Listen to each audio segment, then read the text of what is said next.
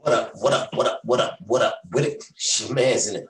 PE to the PE. Positive energy, aka Budd Buttx, aka HI, aka Pep A Split. Peace, man. I see the sun shining on the sun.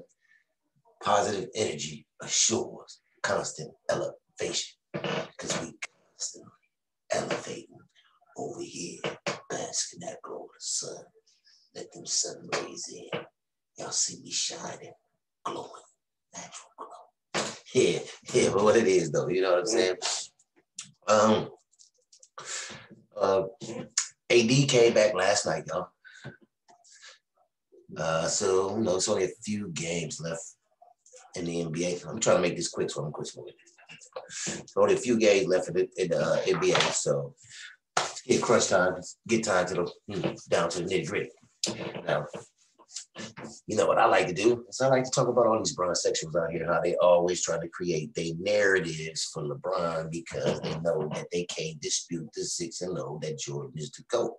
They can't go against that, so they try to say that they try to bring all these other factors in, but when you got the all-time leading scorer who led the league in scoring 10 times and was champion 6 of those times, like he was the most dominant force, and this is the main thing that y'all don't really understand about what greatness really is.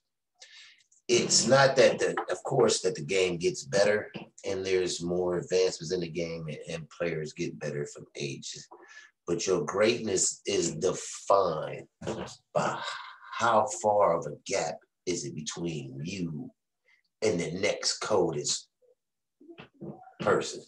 And when Jordan was out there,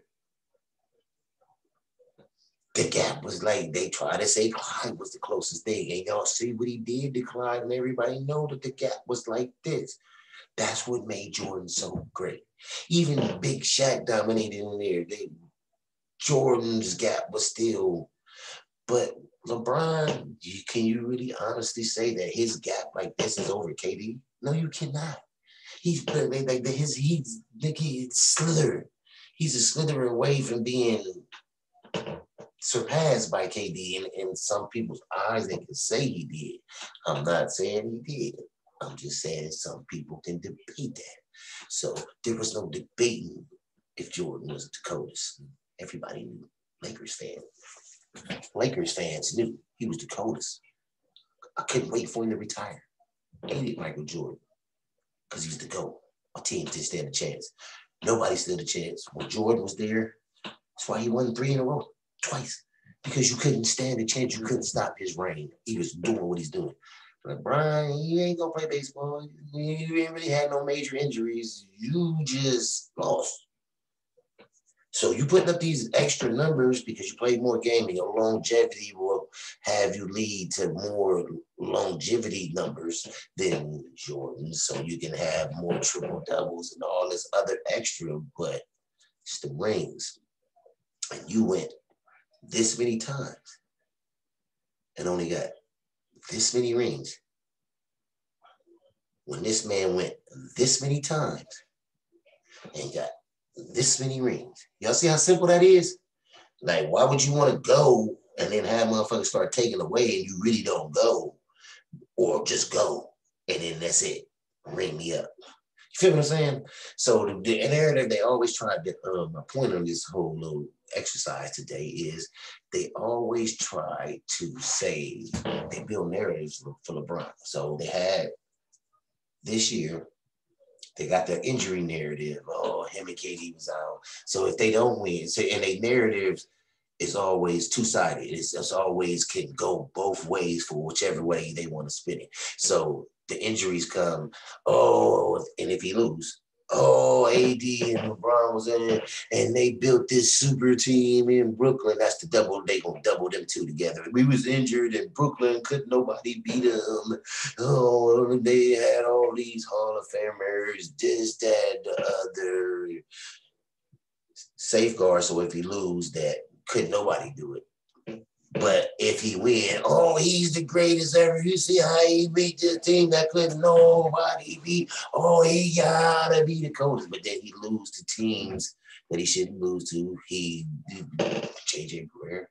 Do we need it? We forget about this in crunch time. Like, come on, come on. You know what I'm saying? And then this is my whole thing. They always try to use the Warriors as the case. Now, this is what I really want to attack. Like, how good is Draymond Green right now these days? I'm gonna let the sun soak this one up. What type is he player? What type of player has he shown to be now that Clay is injured and it's just him and Steph? Is he out here just putting up these extra crazy numbers and the Warriors are still rolling around just like they was before?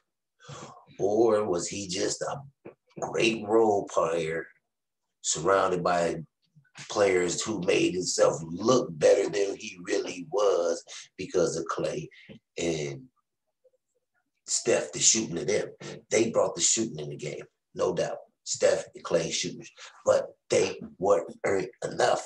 They weren't as great as they was. They just went on their run, had a good run. People didn't know how to figure out how Clay, Steph and Clay was shooting from way out when nobody else doing it there. It was new, so people had to catch up. But they really wasn't that great. That's why they didn't win. So Jordan's team is still the coldest, 72-10, and because he won a championship. I don't care nothing about how many regular season victories you won. That's cool. You can have that regular season record, but you're not going to be considered as the greatest team ever if you couldn't close out. There was something to those wins. People couldn't catch up, but in the playoffs, they caught up. And then that's another story. But that's used to fucking the LeBron sexuals to try to say, oh, he beat the greatest team. These brothers, they was just shooting. They wasn't really that good. Draymond wasn't shit. He's a good role player. Great role player. One of the best role players. So I don't want to say he ain't shit. I don't mean that. But he's not this super all-star you can just put on any team, anywhere, and he gonna do something. No. They needed another ball handler. Because when they put LeBron on Steph, when it was just Steph and Clay and Draymond in that team, they put LeBron on Steph, stop the playmaking he could do, put a bigger body, and nobody else can handle the ball to create the offense and get them in the rhythm. And that's why they came back. That's why they needed Kevin Durant. Because once you give them another, and then they always did, and this leads to my other point, they always try to act like what Kevin Durant do is way worse than what LeBron do. But what he do is what LeBron did, but do it better. So LeBron, you want to go take D Wade off of this team and bring him down here. You want to take motherfucking Chris Bosh off this. I'm sorry, you didn't take D Wade off the team. You want to take yourself off of this team and send him down there with D Wade, and take Chris Bosh and send him down there, and then create a super team where he just said, well, I'll just go to this team. I ain't gonna bring nobody else with me. I'm just gonna go to this team with two shooters who need me because they ain't got no ball handler. They need another ball handler. So if you get me and Clay, can't nobody beat us. And can't nobody beat them. LeBron couldn't stop him. He pissed all on LeBron in the finals. So if LeBron was really like Jordan, he would have stepped up to the defensive challenge and went and tried to shut Durant down when it came down to the finals. But no, Durant pissed all on him. All day long. I don't care what you say. He should have took the individual challenge to shut Durant down. If we lose, it's not going to be because of Durant. It's going to be because of Steph and Clay. But it's not going to be because of Durant. But LeBron didn't do that because he don't have that other side in him. He just put up offensive numbers and is not an individual defender, not a help defender who run and block when somebody ain't looking. That's like sneaking a nigga when he ain't even looking at you. You can knock his nigga out when he ain't looking, but if he's looking, when it's time to lock up, what are you going to do then? So, yeah, this your man. P to the PE. No excuses, LeBron said. This is the thing about it. I want you to come through this year. Just like I wanted you to come through last year because I am a Lakers fan, first and foremost. So do what you got to do. Ain't no excuses. I said it at the beginning of the year when y'all signed all Olympia. This is the final thing. Y'all try to talk about Brooklyn and them signing all the little buyout and got Blake and this, that, and the other. But look, bro, like I said, Durant do it better than him. You wanted LeBron wanted to add a stretch big Like AD, but Durant is like, I'm the ultimate stretch big. I can shoot, give me two motherfuckers who can guard and it's over with. I need shooters around me. LeBron trying to get shooters, but he got different shooters. He want to spot up shooters so he can get all the assists. And you just sit in the corner and I can pass to you and I can look like I'm getting triple doubles and when you wide open. But Durant wanted guys who can get their own shot. Boom, boom, boom, boom. So you ain't got to be just looking at me the whole time. Because when you do that, LeBron, the whole defense gets to look at LeBron because we're going to see what you're going to do. Either you're going to score or you're going to try to fit, but the whole play is going to be revolved around you getting stats. You understand what I'm saying? I'm up out of here, man. I was know what I mean. You know, no one like to be here too long. Been here for too long. It's your man. PE to the PE positive energy. We going to have some peace.